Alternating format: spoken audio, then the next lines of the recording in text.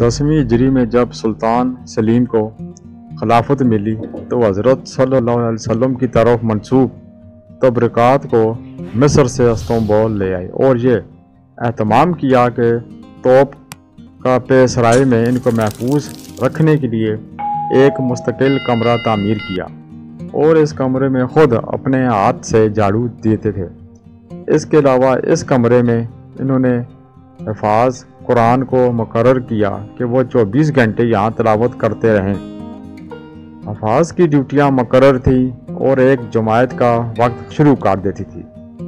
اس طرح یہ سلسلہ بعد کے خلفاء نے بھی جاری رکھا۔ اس طرح دنیا میں شاید یہ واحد جگہ ہے جہاں 400 سال تک مسلسل تلاوت قرآن ہوتی رہی اور اس دوران ایک لمحے کے لیے بھی بند نہیں ہوئی۔ خلافت کے خاتمے کے بعد یہ مبارک سلسلہ بھی موقوف ہو گیا۔ سبحان اللہ۔